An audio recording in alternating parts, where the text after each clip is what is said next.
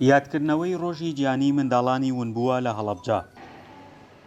شەونم عەبدوڵڵا دایکی دوو منداڵی ونبووی کیمیابەرانی هەڵەبجەیە. ئەو لە 13 لەسەر چواردەی سێی ساڵی 1970 بە مەبەستی لەدایکبوونی منداڵێکی دەچێتە نەخۆشخانەی هەڵەبجە و لەوێوە دەنێرێتە سلێمانی. ئیتر منداڵەکانی دیکەی لە ماڵی باوکی لە هەڵەبجە بەجێ دەهێڵێت. لە 16 سێی 1970 و دوای ڕوودانی کیمیابارانکردنی هەڵەبجە، ماڵی باوکی و منداڵەکانی پێکەوە بە مەبەستی ڕزگاربوونیان لە چەکی کیمیاوی ڕوو لە وڵاتی ئێران دەکەن. بەشێکیان شەهید دەبن و بەشێکی دیکەشیان ون دەبن. سعات 11:30 مناڵەکەم لەدایک بوو لەو دەقا 16 کە هەڵەبجە کیمیاباران کرا.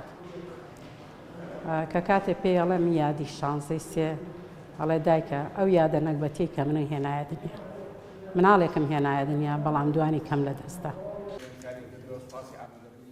لە کیمیابارانکردنی هەڵەبجەدا زیاتر لە 200 منداڵی هەڵەبجەیی ون بوون. بەشێکی زۆریان لە نەخۆشخانەکانی ئێران و لە کاتی گواستنەوەیان بۆ چارەسەر لە دایک و باوکیان دابڕاون. من هەرچەنە بێ دەستی مناڵەکانم گرت کچەکەم بە کۆڵمەوە.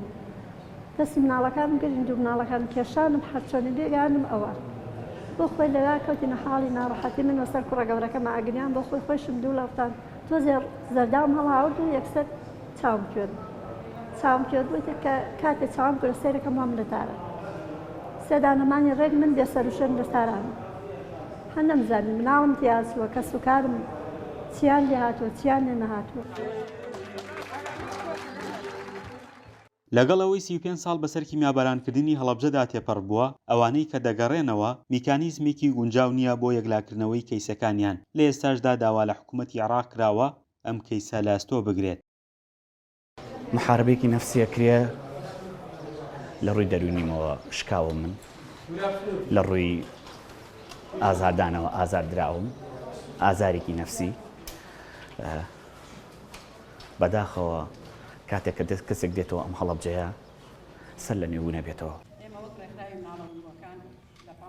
دوایین داواکاری شەونم عەبدوڵڵا کە دایکی منداڵی ون بووە، داوا دەکات کۆنگرەیەکی ڕۆژنامەوانی لە وڵاتی ئێران بۆ ئەنجام بدرێت تا داوا لەو خێزانانە بکات کە منداڵی هەڵەبجەیان هەڵگرتووەتەوە بیان گێڕنەوە بۆ کەسوکارەکانیان.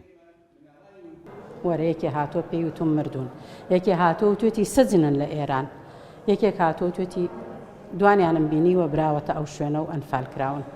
جاوەرە هەر یەکێک لە بەرپرسانی حکوومەتی هەرێمی کوردستان با خۆیان بخەنەم جێگای من ئەبێ من دایکێک بەو شێوازە ژیانم بەڕێکرد بێ 35 ساڵ چ حاڵێکیان هەبێت. بەپێی ئامارەکانی ڕێکخراوی منداڵە ونبووەکان، 74 خێزانی هەڵەبجەیی سکاڵای ونبوونی 211 منداڵی هەڵەبجەیان لە 16 سێی ساڵی 1970 تۆمار کردووە.